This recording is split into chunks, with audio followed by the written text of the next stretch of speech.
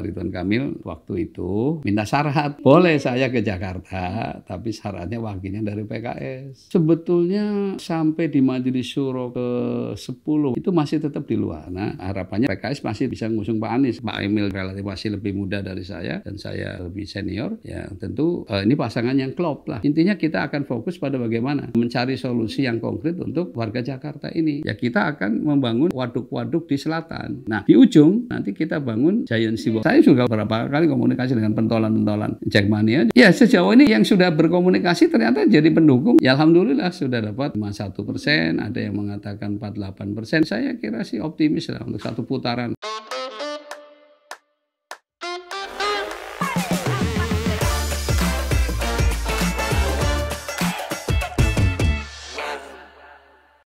Kembali lagi di podcast Varia Politics yang muda yang berpolitik. Nah, kali ini di studio Tirto udah kedatangan satu narasumber yang luar biasa, yang istimewa ya, yang spesial gitu ya.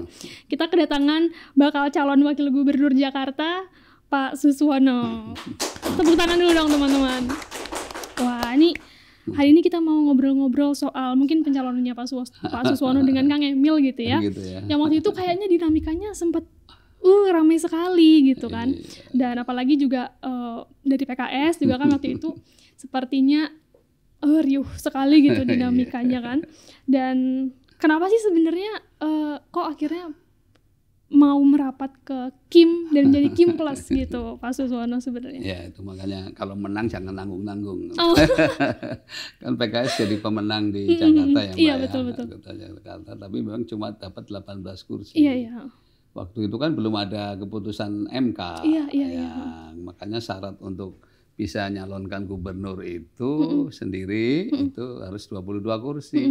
Jadi sebetulnya kurang 4 kursi aja itu Mbak Ayu ya. 4 kursi aja, tapi ya tetap karena belum ada putusan MK waktu itu sehingga ya kami tetap akan mengusung Pak Anies kan waktu itu. Iya. Dan Nusohibul ya. Belum.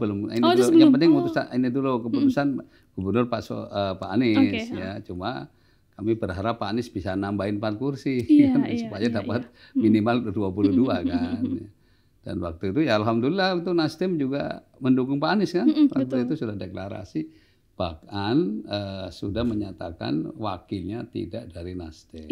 Disitulah kemudian PKS menyambut dengan kayak ada peluang ya, menampilkan Pak Sohibul Iman wakilnya kan gitu. Makanya jadilah aman tadinya kan, Anies Sohibul Iman. Nah cuma memang Nasdem itu pada akhirnya kan nggak jadi kan mengusung Pak Anies ya, karena dia ingin bergabung kan di Kim. Nah, ya memang bukan bergabung, memang dia sudah bergabung ya di Kim ya. Nah, waktu itu sebetulnya ya apa namanya masih berharap ya, berharap Nasdem bisa merubah keputusan. Tapi memang sampai pada deadline yang sudah kita sepakati ternyata juga belum ya. Nah, sehingga waktu itu sebenarnya ada pilihan sih, waktu itu ada pilihan. Pak Anies bisa pakai baju PKS gitu kan. Nah, jadi kader PKS gitu ya. Nanti mudah-mudahan kita bisa berkoalisi dengan PDIP. Kan gitu. Jadi nanti kan seru tuh kalau Pak Anies sama wakilnya Pak Ahok ya. Yang dulu berpisah. Iya, itu dulu kayaknya ada perbincangan itu juga. Ada. Banyak sekali. Iya, makanya waktu itu. Ya coba kan juga Pak Aniesnya waktu itu juga kelihatannya belum bersedia untuk jadi kader PKS kan. Ya sudah akhirnya ya kita PKS masa 18 kursi istilahnya jomblo kan gitu. Nah di saat seperti itu kebetulan Pak ada tawaran dari Pak Ridwan Kamil. Itu langsung tawarannya langsung dari? Iya, jadi ceritanya begini Mbak Ayu. Jadi waktu itu kan Pak Ridwan Kamil sebetulnya kalau untuk pribadi nyaman di Jawa Barat kan, karena dia sudah biasa juga memimpin Jabar. Elektabilitasnya tinggi, ya, nanti keberhasilannya juga banyak yang istilahnya untuk kepilih lagi mudah lah gitu. Nah cuma waktu itu Pak Prabowo minta Pak Anies tolong bantu saya ya supaya gagasan-gagasan besar saya ya bisa sejalan dengan nanti gubernur yang memimpin Jakarta. Ini permintaan begitu. Di antaranya adalah untuk membenahi rumah yang kumuh ya, perkampungan yang kumuh itu. karena beliau kan arsitek ya, jadi Iya, wajar iya. juga Pak Prabowo. Di samping ada proyek besarnya itu Giant Sea Wall itu. Iya. Nah itu juga yang harapannya nanti Pak Anies bisa ikut terlibat lah begitu. Nah, lupa bagusnya Pak Anies, Pak Ridwan ya, bukan Pak Anies, maaf. Jadi bagusnya Pak Ridwan Kamil, beliau waktu itu minta syarat. Oke, Boleh iya, saya iya, ke iya. Jakarta, tapi syaratnya wakilnya dari PKS. Oh, itulah mengapa ya. Ya, karena apa Pak Ridwan Kamil minta wakilnya PKS? Ya fatsun politiknya karena dia pemenang. Nah, PKS kan pemenang di Jakarta, sehingga minta dari PKS lah begitu wakilnya. Bahkan waktu itu nyebut nama sebetulnya yang diminta itu Pak Sehu, Presiden PKS. Oke. Bukan Langsung saya. Pak Ahmad Syahiku ya waktu itu. Iya, karena kan ya cuma kan Pak Sehu waktu itu sedang mengurus urusan pilkada yang cukup banyak. Jadi partai keberatan untuk Sehu. Ya ada beberapa nama sebetulnya sudah disampaikan ya. Nah, ternyata waktu kadang-kadang dari sananya Kimnya keberatan dengan nama ini dan sebagainya.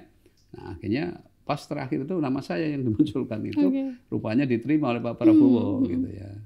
Dan juga oleh partai-partai Kim yang dalam koalisi Kim itu mereka menyetujui. Jadilah akhirnya Suswono gitu yang Berarti untuk menjalankan pemerintahannya Prabowo Gibran juga ya? Iya, otomatis kan karena istilahnya ya presiden terpilih dan sebagai wakil presiden terpilih kan beliau kan. Ya otomatis ya kita pada akhirnya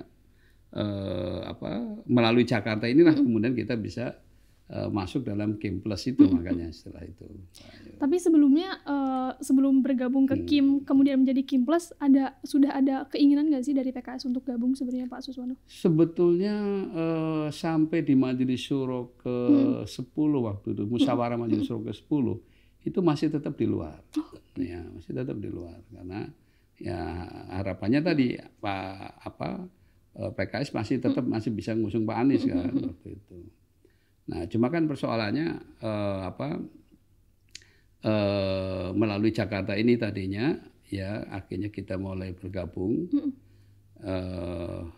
Nah, yang menjadi menarik kan ketika ada putusan MK itu tanggal 20 kan. Betul. Padahal kan sebetulnya MK memutuskan tanggal 1 tanggal 1 Agustus, tapi baru dibacakan tanggal 20 sehari persis setelah deklarasi betul. Kan gitu. Ya otomatis lah PKS nggak mungkin lagi mencabut dong. Jadi lebih mempertahankan ini aja. Iya kan, ya sudah ada komitmen, sudah ada menandatangani, ya, itu nggak etis lah begitu. Sehingga ya tetap akhirnya dengan melalui jalur pintu Jakarta inilah PKS akhirnya bergabung dengan Kim gitu. Ya. Tapi sebenarnya sebelumnya tuh Kang Emil kan sempat bilang. Sedikit. Nah, jadi bergabung di Kimnya akhirnya disetujui di musyawarah Majelis Syuro ke-11. Jadi musyawarah berikutnya menyetujui untuk kita bergabung di Kim. Gitu, Mbak. Oke, tapi sebelumnya tuh Kang Emil sempat bilang deklarasi itu untuk menjadi pasangan berdua ini, Kang Emil dan Pak Suswono itu adalah sesuatu yang sulit gitu. Akhirnya bisa berdua mencalonkan diri sebagai cagup dan cawagup. Itu sebenarnya kesulitan apa sih Pak yang dihadapi awal-awal itu? Saya tidak melihat. Ya mungkin masalahnya barangkali ya Pak Emil waktu itu mungkin belum kenal saya juga ya Pak, barangkali mungkin ya saya tidak bisa menduga-duga, tetapi rasanya sih pokoknya intinya yang jelas Pak Emil tetap ingin wakilnya PKS, itu sudah pasti ya. Tinggal orangnya kan terserah PKS kan siapa aja. Nah setelah kemudian ada kesempatan saya bertemu beliau, dia punya gagasan-gagasan besar yang luar biasa ya. Paling dia saya baca itu ada 70-an lebih lah. Gagasan-gagasan besar untuk bagaimana membangun Jakarta itu. Ya dan kemudian juga akhirnya beliau tahu tentang ya istilahnya lebih dalam tentang latar belakang saya yang pernah di DPR, pernah di menteri ya, setidaknya untuk membangun kolaborasi ya dengan berbagai pihak ya nampaknya cukup jadi cocok ya.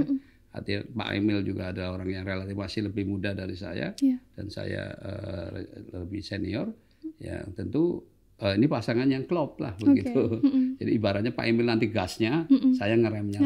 Iya, jadi sepasang lah ya. Betul. Kan kalau gas aja nggak ada rem kan bahaya, Pak. Betul. Tapi waktu itu sempat di PKS juga banyak yang keluar, terus banyak yang tidak setuju juga. Itu dinamika di dalamnya Pak Suswono menanggapinya seperti apa sih Ya, riuh-riuhnya? iya, itu kan sebetulnya kan kalau yang kader sih rasanya nggak ada, Mbak. Oke. Yang kader asli ya, yang memang terbina sejak. Iya, iya. Yang kemarin agak sedikit dalam tanda kutip ada hiruk pikuk Iya, ini iya, kan iya. pakar. Nah, Oke. nah pakar ini kan tidak selalu anggota, dia kan bisa orang perseorangan, ya. Nah, jadi kalau dari sisi itu kan hak pribadi, Pak. Jadi hak pribadi. Kan dia baru bergabung juga dengan PKS. Iya, Kok iya, iya. ya, ternyata menurut pandangan dia nggak sejalan dengan prinsip dia, ya silahkan kan nggak apa-apa. Kita aja juga ada partai yang berdiri yang dulunya juga aktivis Iya, iya. PKS kan, Betul, betul. nggak ada masalah. Ya. Perbedaan-perbedaan itu udah biasa. Gitu. Tapi sekarang kayak Pak Egy kan yang tadinya ada isu mau bikin PKS Perjuangan kan sekarang udah ke PKS lagi, nggak ada masalah. Oke, berarti emang Ya itu namanya dinamika, betul, Pak, betul, ya. betul. Jadi ya saya kira wajar aja kalau namanya pendapat pribadi apa gitu. Kita hargailah gitu, nggak ada masalah. Tapi selama ini kan suara PKS juga tertujunya kepada Anies gitu kan. Nah itu kalau dari PKS gimana sih agar simpatisan PKS ini nggak lari gitu? Ya seperti yang saya sampaikan tadi bahwa ya kita dari awal dan sampai pada istilahnya waktu tertentu yang sudah nggak mungkin ada toleransi kan masih tetap berharap Pak Anies ya bisa kita dukung ya. Bahkan kita sudah bikin baliho besar kan aman gitu kan. Betul. Ternyata walaupun aman nggak aman juga Nggak kan. aman ya, jadinya ridho sekarang. Jadinya ridho. Ya karena itu ya mungkin ada orang yang mispersepsi bahwa masa PKS berkhianat gitu. Ya nggak mungkin lah kita udah cukup lama kolaborasi ya dengan Pak Anies ya dengan beliau 5 tahun jadi gubernur juga kita PKS istilahnya membackup penuh ya. Jadi sangat tidak pada tempatnya lah pernyataan-pernyataan seperti itu ya. Tapi yang jelas bahwa ini karena situasi kondisi yang memang tidak mungkin lagi Pak Anies itu maju gitu ya. Nah sekarang PKS ya sekarang nggak ada lagi teman yang bisa satu-satunya tadi dari PDIP kan waktu itu kan. Tapi karena beliau tidak bersedia untuk pakai baju PKS ya sudah kan berarti kita akhirnya dengan Kim rapat ke PIM gitu. Sebenarnya kan itu aja. Jadi nanti ya tinggal kita komunikasi. Alhamdulillah setelah saya jelaskan dalam berbagai kesempatan mereka-mereka yang masih salah paham. Ternyata sekarang menjadi pendukung berat, Pak. Betul. Mereka sekarang bergerak untuk pasangan Ridho kok ya. Karena kan pada dasarnya yang diinginkan apa sih? Yang diinginkan kan program-program Pak Anies yang bagus-bagus berjalan lagi kan. Dilanjutkan lagi. Dilanjutkan. Nah, kita akan melanjutkan programnya Pak Anies. Bahkan tidak hanya Pak Anies, yang Pak Ahok yang bagus pun kita akan lanjutkan. Pak Heru yang sekarang pun juga kita akan sama gubernur-gubernur sebelumnya. Ya, bahkan yang belum ada nanti kita adakan. Ya, yang sudah bagus kita tingkatkan bahkan yang belum ada ya kita adakan.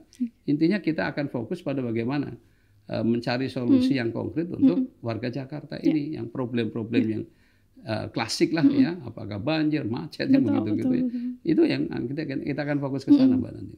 Tapi kalau mendengar pernyataannya Pak Suswono tadi soal gimana banyak yang mendukung Ridho gitu ya sekarang, berarti yakin peluang ke depannya akan sangat mulus. Ya kalau besar. Dari data 2 survei yang ada kan artinya kita belum kampanye loh. Iya, betul. Artinya ibaratnya baru start awal lah gitu. Ya alhamdulillah sudah dapat ada yang mengatakan 51%, ada yang mengatakan 48% kan gitu ya.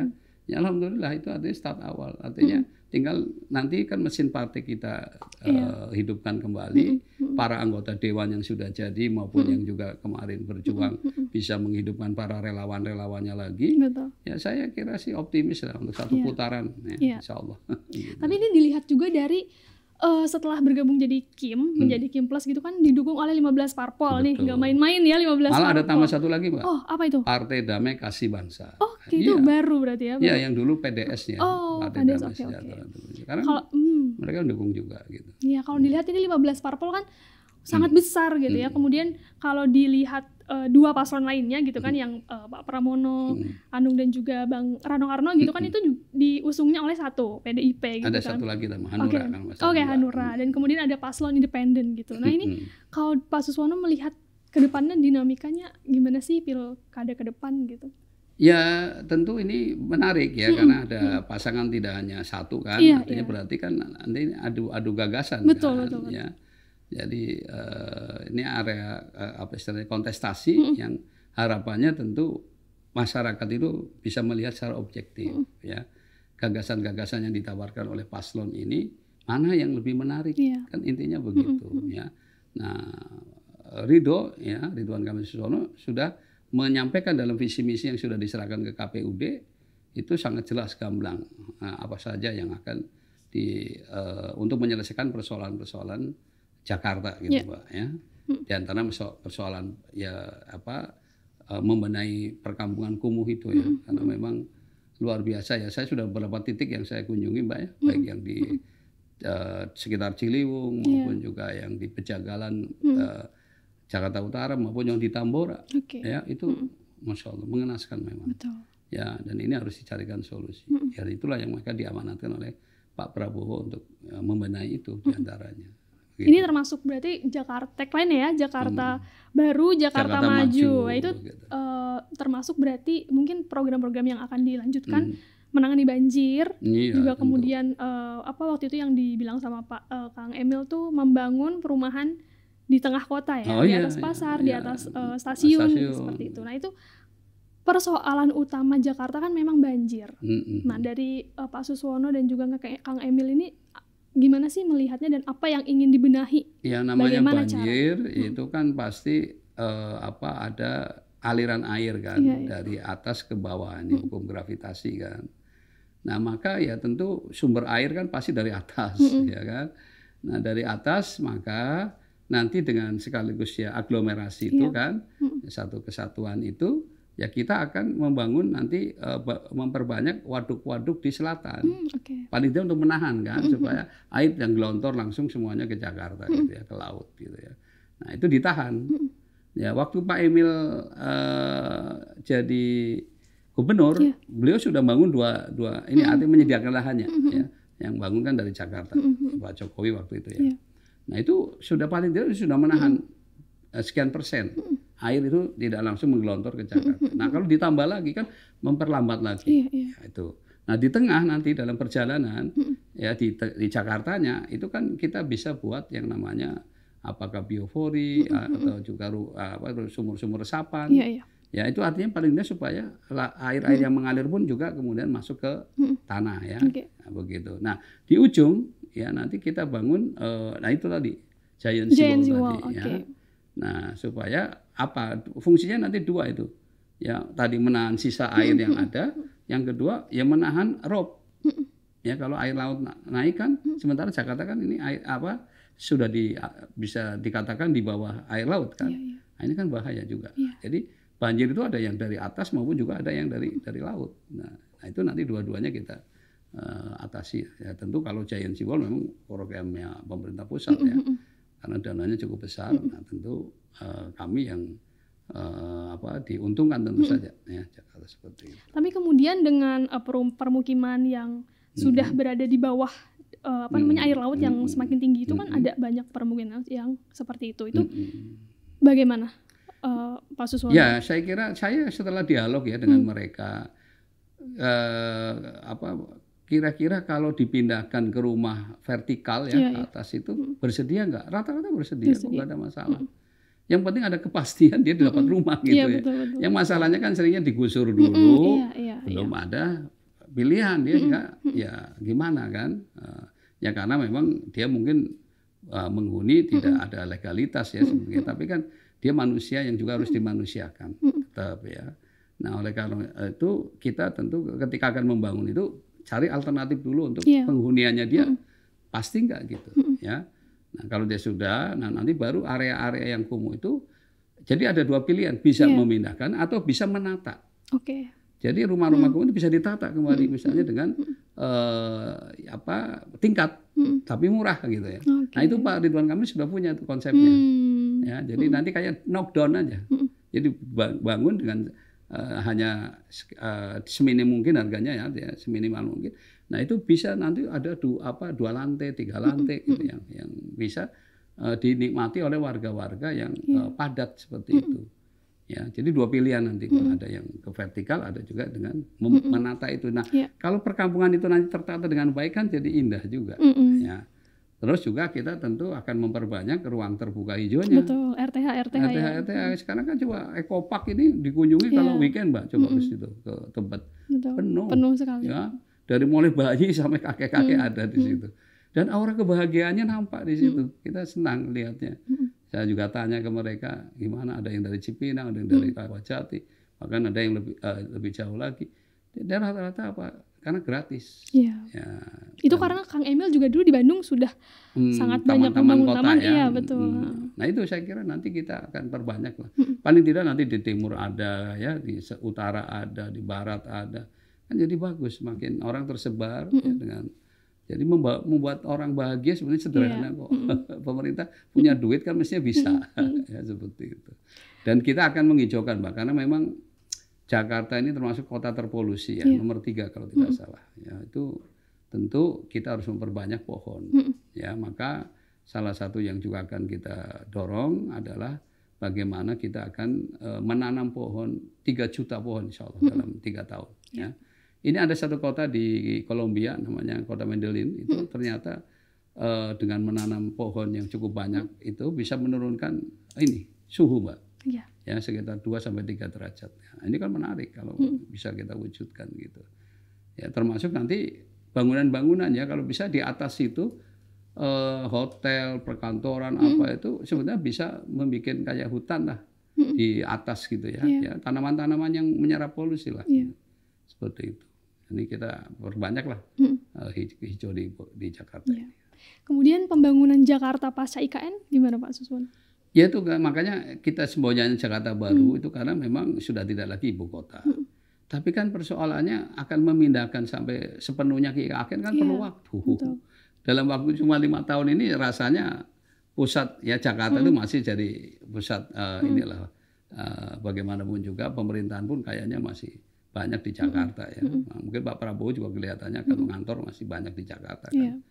Nah, artinya ya penataan tadi untuk menuju kota global. Ya, Jakarta Baru ini nanti kita akan menuju kepada kota global yang tentu apa? Kota global ini kan pasti fokusnya nanti tidak lagi di industri kan. Ya, pasti ke destinasi wisata kan. Nah, bagaimana kita bikin supaya orang tertarik mau datang ke Jakarta seperti orang pada mau ke Singapura gitu ya. Nah, ini nanti kita akan rancang itu ya, sebagai kota global yang tentu menjadi menarik bagi mancanegara untuk datang ke Jakarta. Mungkin jadi nggak hanya Bali aja ya, tapi Jakarta juga. Pasti gitu.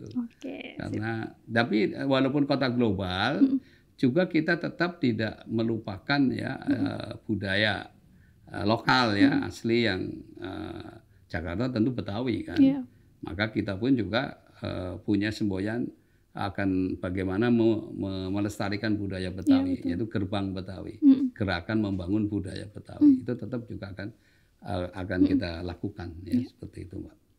Sepertinya karena Pak RK ini punya banyak gagasan juga gitu ya, ide dan sudah memimpin Jawa Barat juga sudah lama sekali gitu. Waktu itu sempat Kang Emil ini punya gagasan ingin memajukan transportasi laut. Nah itu sebenarnya nggak hanya laut ya, tapi transportasi darat juga ya. Iya, transportasi sungai. Ya kalau sungai saya kira di beberapa kota besar di luar negeri kan banyak ya, banyak sudah dilakukan terutama di Eropa itu saya kira kita bisa menyaksikan. Nah dulu sebenarnya pernah digagas oleh Pak Sutioso. Iya betul. Ya betul.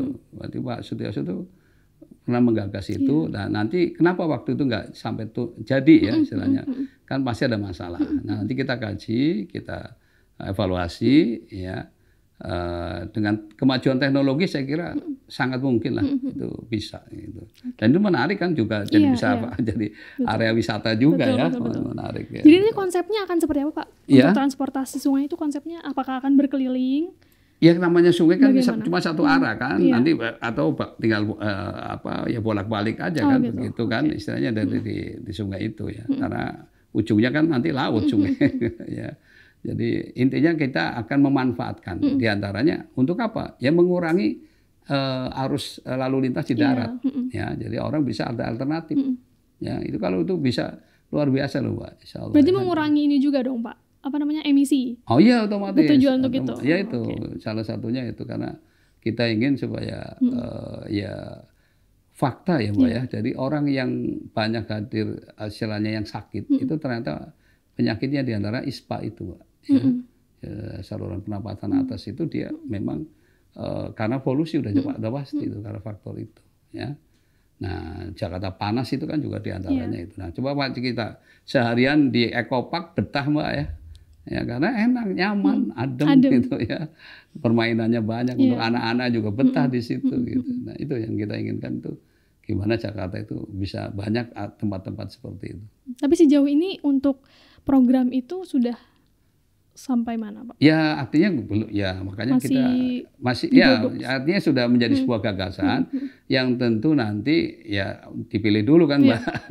Kalau sudah terpilih baru tentu saja ya persiapan ke sana aksinya baru, karena itu kan nanti pasti terkait dengan anggaran juga kan, Mbak. Ya, jadi makanya nanti ya mudah-mudahan bisa nanti APBN perubahannya, APBD ya, APBD perubahannya bisa menyesuaikan dengan visi misi yang digagas oleh Ridho ini, Mbak. Gitu, Mbak. Ini masih soal program gitu ya, Pak Suswono juga pernah menjanjikan untuk mencari akar masalah dari kampung narkoba nih. Nah, itu kenapa sih sebenarnya kok bisa disebut kampung narkoba? Apakah Pak Suswono juga masih sedang mencari itu?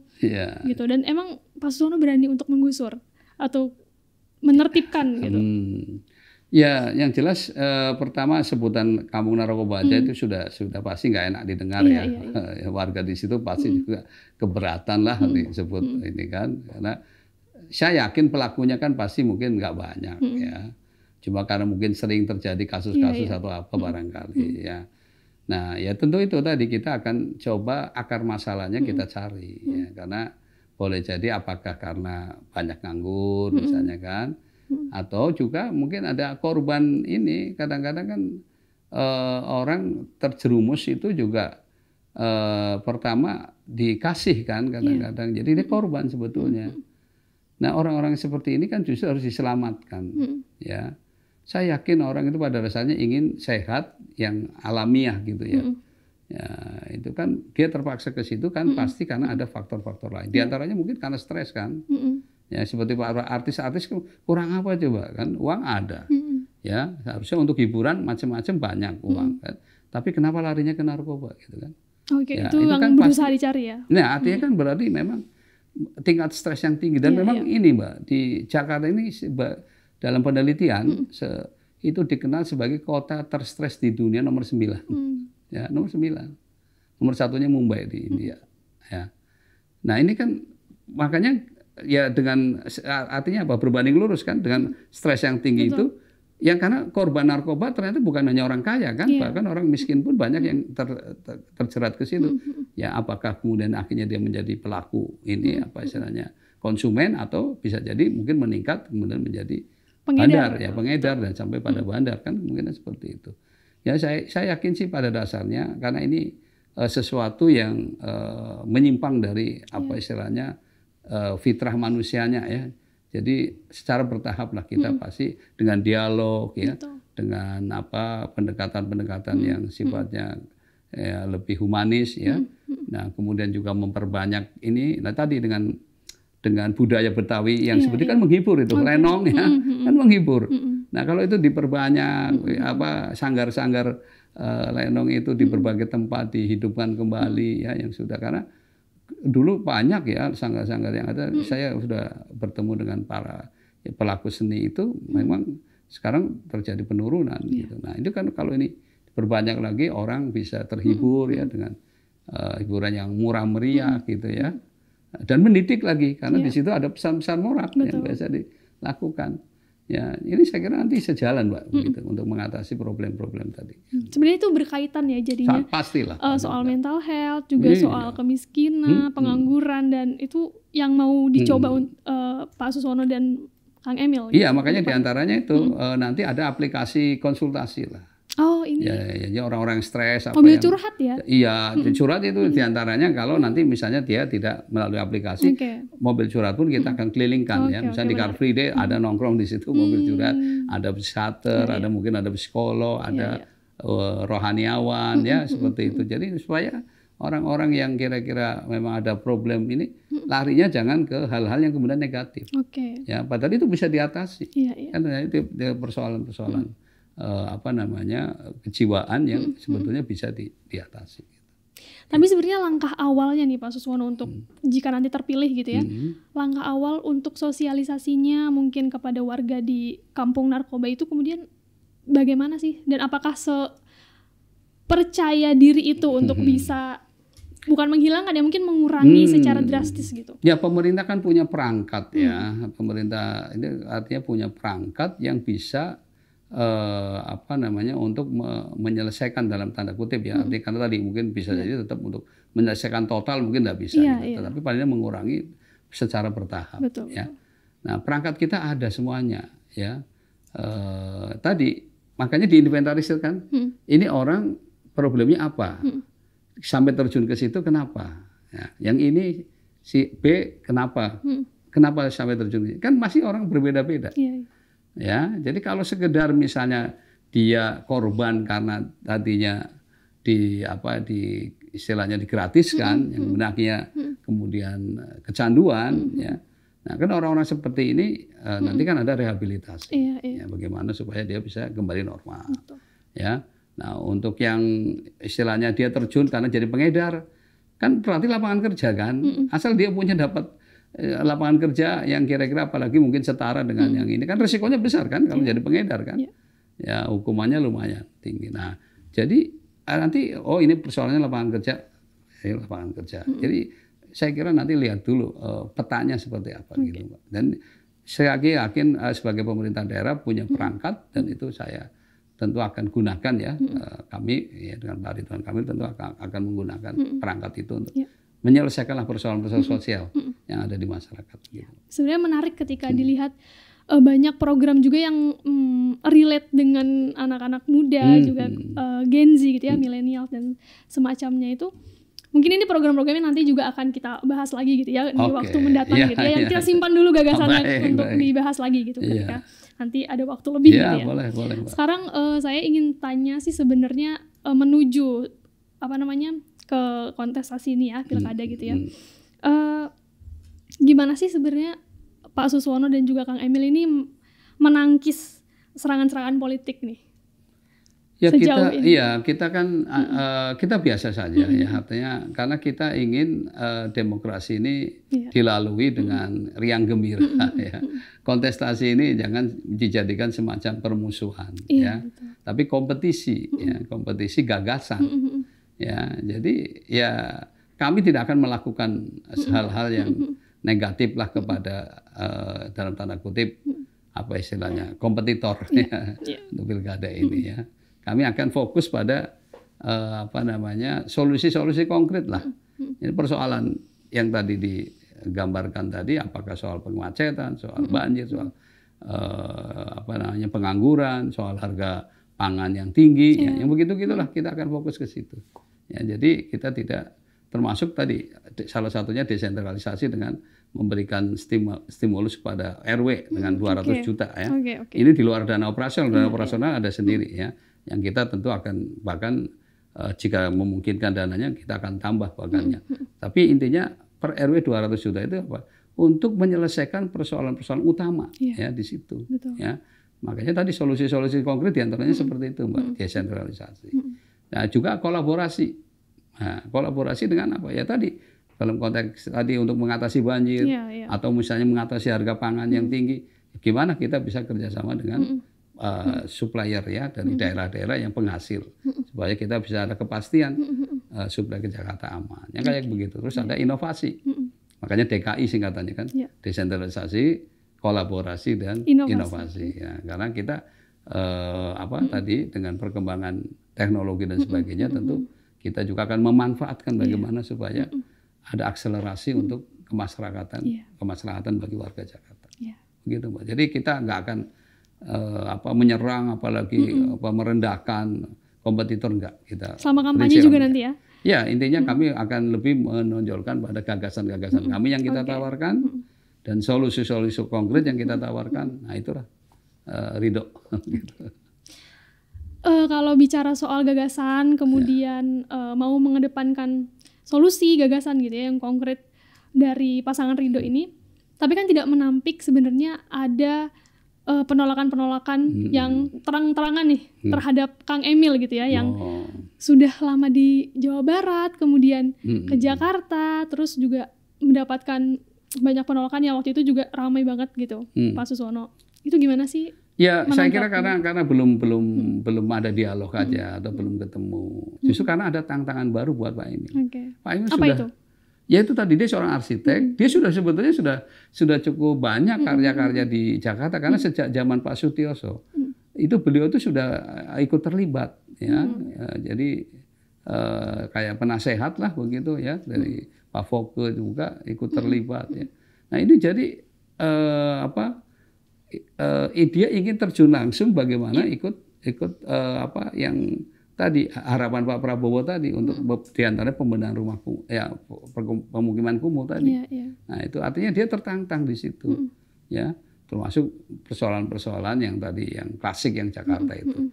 Justru itulah tantangan yang ada dari seorang Ridwan Kamil yang kemudian dia bersedia, ya, dan pengalaman ada ya sebagai gubernur sehingga tinggal menduplikasi saja kan, atau memodifikasi lah kira-kira apa sih yang kira-kira untuk Jakarta. Ibaratnya kan sebetulnya kayak Bandung kan ya mirip-mirip Jakarta kan, cuma lebih gede lah Jakarta. Kan kota juga kan sebetulnya. Cuma sebutannya provinsi kan. Nah, gitu. Oke. Tapi kemudian bagaimana pendekatan komunikasinya kepada warga di tengah penolakan itu sebenarnya, Pak Suswono? Ya sebetulnya sih yang antara yang nolak sama yang ini namanya demokrasi ya, itu wajar aja sih. Pak Ridwan Kamil juga nggak ambil pusing. Misalnya ada 1-2, tapi kan secara umum di mana dia datang orang yang menyambut jauh lebih besar kan. Ya mungkin ada 1-2, apakah itu bagian dari rekayasa politik apa kan kita nggak tahu ya. Tapi artinya itu bagian dari demokrasi. Ya, jadi biar aja nggak apa-apa, nggak ada masalah. Ya, ya alhamdulillah sejauh ini semakin intens turun, akhirnya semakin suara-suara sumbang seperti itu juga makin hilang kok Mbak, ya, jadi makin hilang. Artinya bisa ya, ya memang ini waktu aja. Apalagi ya kita kan baru mulai masuk kampanye sekarang ini. Tapi masih ada dong Pak, maksudnya 1-2 atau mungkin sejumlah orang yang masih wajar. Itu langkahnya dari Pak Suswono dan Kang Emil sendiri gimana? Ya sejauh nanti memungkinkan kita bisa dialog, ya kita lakukan. Tapi kalau misalnya memang kan masalahnya begini, ada orang yang memang karena belum tahu dan mau tahu, nah itu enak kan, dikasih tahu, oh ya salah tahu, nggak salah. Tapi kan ada orang yang memang nggak mau tahu. Nah kalau nggak mau ya sudah, biar aja. Nah susah kita omongin kayak apa, orang memang nggak suka, ya sudah begitu. Jadi kita nggak buang energi lah, ya. Jadi tapi siapa yang mau dialog, siapa yang mau ajak tukar pikiran, kami sangat terbuka. Dan ke depan bahkan Mbak nanti kami akan ada hotline lah. Kalau ada pengaduan tuh langsung sampai ke gubernur gitu ya, atau wakil gubernur lah. Pokoknya ada nomor khusus yang nanti RT itu akan pegang itu nomor itu ya, supaya kalau ada masalah di RT-nya itu cepat langsung bisa kita atasi gitu ya, jangan melebar gitu, seperti itu ya. Jadi kita akan siaga lah prinsipnya kepada bagaimana melayani, memberdayakan dan membela rakyat Jakarta begitu. Sebenarnya kan penolakan ini kan nggak hanya berasal dari ya warga Jakarta, itu kan termasuk juga waktu itu yang sedang ramai adalah dari Persija dan Jackmania itu masih jadi perbincangan gitu ya, sampai sekarang pun masih banyak yang ngobrol soal itu, ngomong soal itu di media sosial, di mana-mana gitu kan.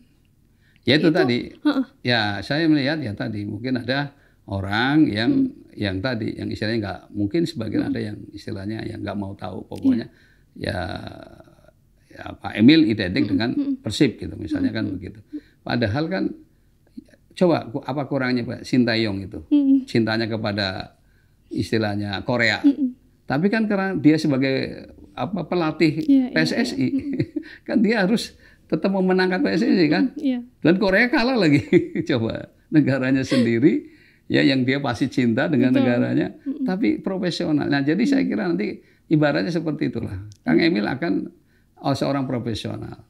Begitu dia menjadi gubernur Jakarta, pasti dia akan memenangkan bagaimana supaya Persija ini yang kebanggaan Jackmania itu bisa mengharumkan nama Jakarta kan gitu. Tapi ada dilema-dilema nggak sih Pak? Maksudnya Kang Emil kan sudah bobotoh sekali gitu ya dari di Bandung gitu. Kemudian akhirnya ke Jakarta ingin belajar soal Jackmania juga, soal Persija juga.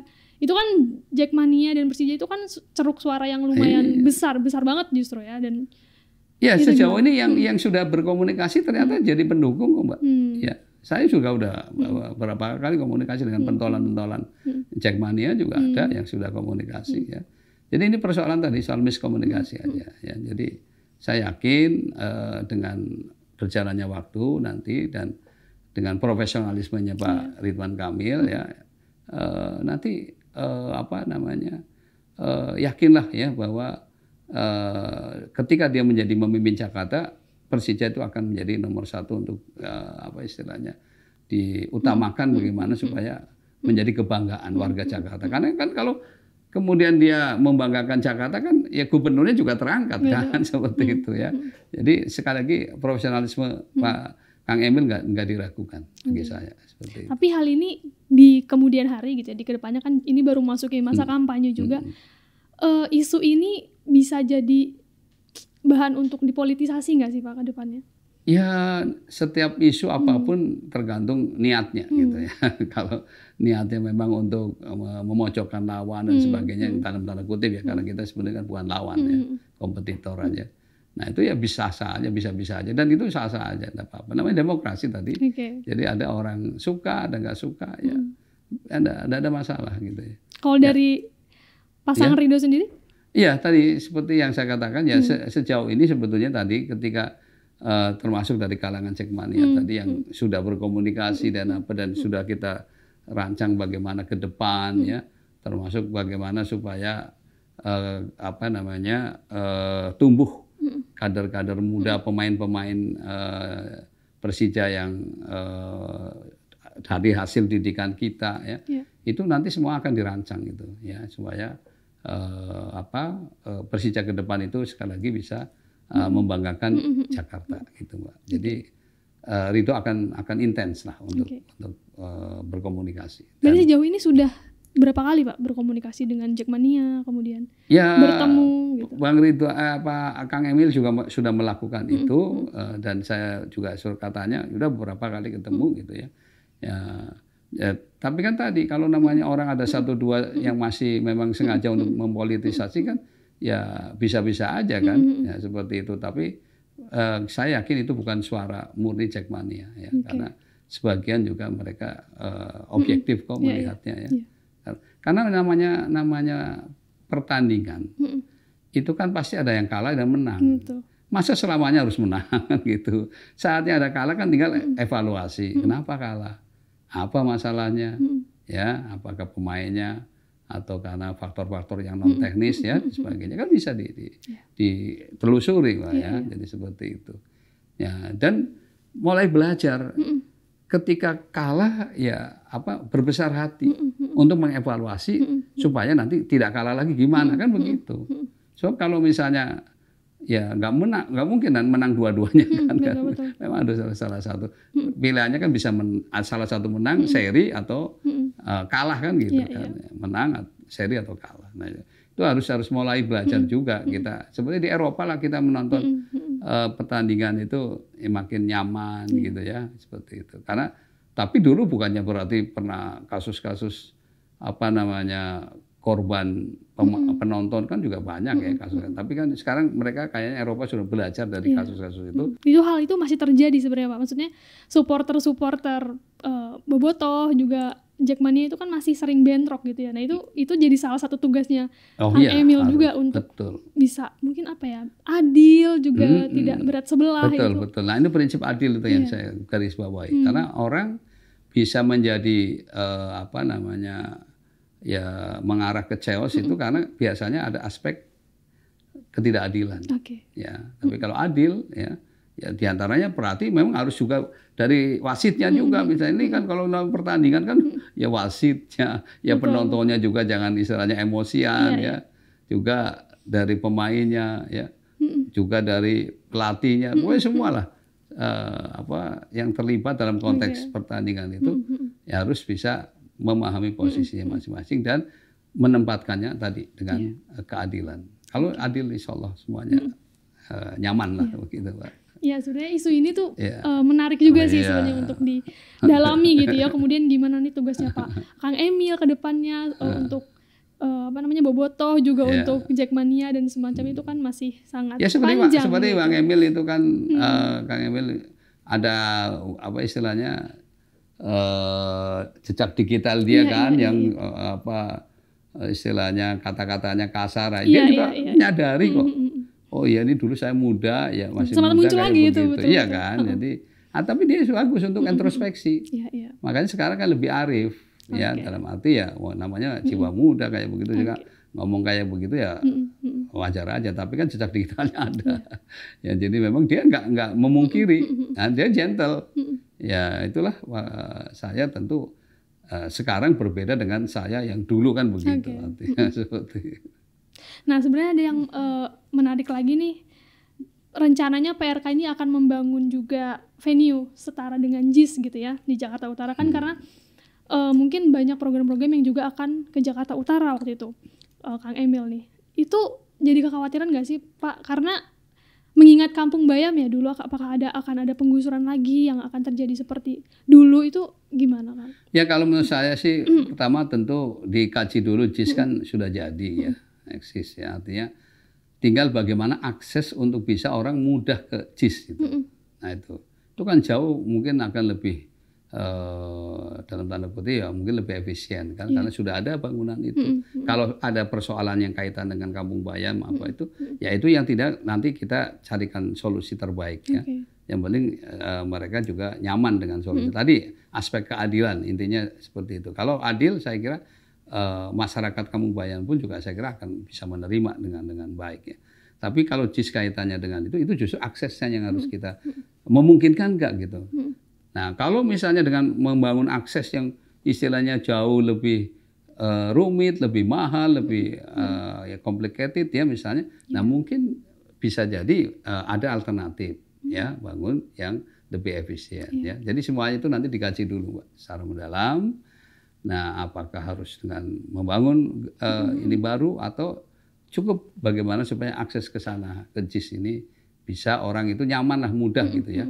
Sehingga transportasi umum terutama itu harus menjadi prioritas ya gimana. Tapi kemungkinan untuk muncul permasalahan barunya apa Pak kira-kira? Ya tadi kalau istilahnya semua problem utama yang tadi pasti sudah diinventarisir ya, tinggal itu kemudian dicarikan solusi tadi dan solusi itu tadi kemudian memuaskan kan pasti nggak akan ada lagi ekses ya seperti itu.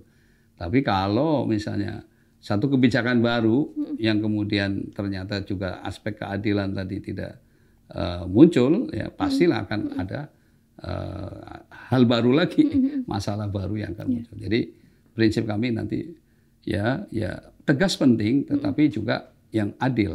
Nah, dengan keadilan, adil dan tegas itu saya kira satu kesatuan. Saya yakin masyarakat Indonesia pasti atau khususnya Jakarta ya warga Jakarta itu pasti menerima dengan lapang dada. Tapi di Jakarta Utara kan kemudian akan ada konsep kota bisnis nih.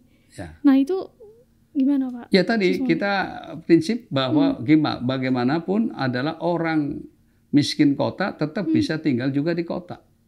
Ya. Makanya tadi dengan membangun rumah vertikal ya yang terjangkau oleh mereka. Makanya tanahnya supaya nggak beli gimana? Tadi tanah di atas pasar, di atas stasiun. Itu sama-sama statementnya Kang Emil soal ini juga ya waktu itu. Kalau tinggal di PIK kerjanya di PIK, kalau tinggal di Kelapa Gading kerjanya di Kelapa Gading, itu juga rame tuh statement itu. Apakah berkaitan dengan ini juga? Jadi maksudnya Bang Emil itu begini. Jadi ya untuk mengurangi pergerakan orang. Emisi itu juga ya? Intinya kan tujuannya itu. Nanti ini kan multiplier efeknya ada. Ya, jadi kenapa kalau dimungkinkan misalnya ya orang kerja misalnya dia tinggal di Jakarta Timur, oke lah Kelapa Gading. Tapi dia pegawai bank misalnya, yang dia tugasnya di Jakarta Barat. Nah kalau banknya ternyata juga di Jakarta Timur itu atau misalnya di Jakarta Utara ya, Kelapa Gading Utara ya. Nah itu misalnya ada bank yang sama, yang satu nama merek misalnya apalah bank A gitu. Di sana juga ada bank A dan kerjanya juga sama-sama itu. Ya kenapa tidak dipindah saja gitu loh, sehingga nanti dia kerjanya di situ, nge-mallnya di situ, gitu sehingga pergerakannya kan berkurang. Itu maksudnya ya. Termasuk tadi perkantoran-perkantoran atau pusat-pusat bisnis juga menyebar. Tapi biasanya itu kan yang punya orang-orang kaya, Pak. Maksudnya anak-anak sekarang kan nggak bisa dong afford rumah di daerah-daerah seperti itu. Sulit sekali untuk membeli rumah, misalkan di Pik, di Kelapa Gading. Ya tentu tadi area-areanya tentu yang ada yang memungkinkan tadi. Misalnya tadi orang miskin kota tadi dengan dibangunkan vertikal tadi yang nggak ada batasnya ke atas kan mau berapa lantai kan. Betul. Yang jelas itu pasti akan bisa menjadi murah dan terjangkau.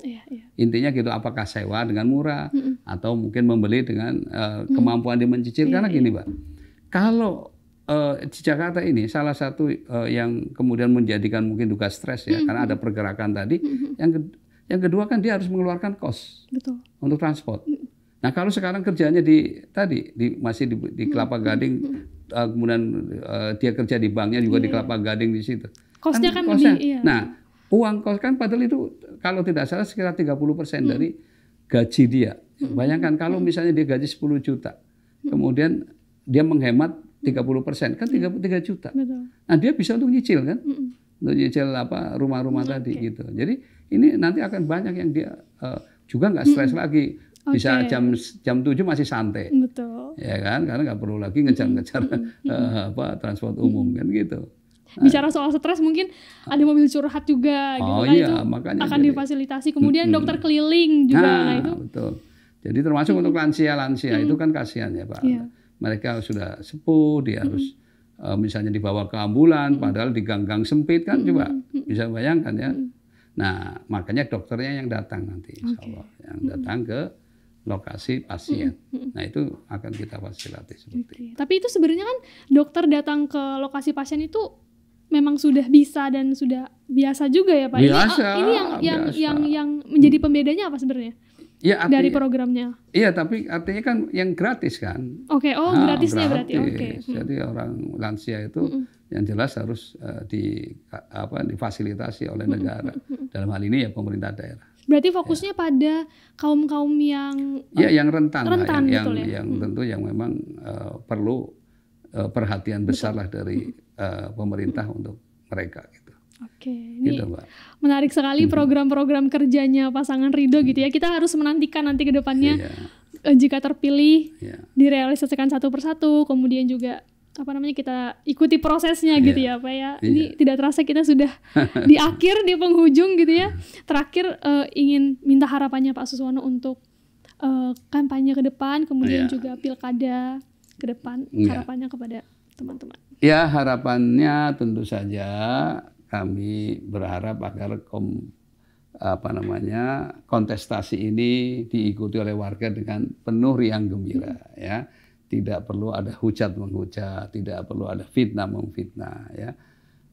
Kami tentu akan mengikuti aturan-aturan yang sudah ada, dijalankan dengan baik ya. Kami pun akan memulai untuk tidak menghujat pasangan lain ya. Kami sudah berkomitmen itu. Ini adalah kontestasi untuk adu gagasan ya. Kami tawarkan gagasan-gagasan besar Ridwan Kamil Suswono ya, mudah-mudahan bisa diterima oleh warga Jakarta, karena kami berharap setelah memimpin Jakarta 5 tahun ke depan rakyat Jakarta lebih bahagia dibandingkan dari saat ini. Itu saja sih, Mbak. Oke, kita doakan, kita lihat manuvernya Ridho ke depan ya di masa kampanye dan juga nanti di pilkada gitu. Terima kasih teman-teman sudah menyaksikan podcast Waria Politics, yang muda yang berpolitik. Sampai jumpa lagi.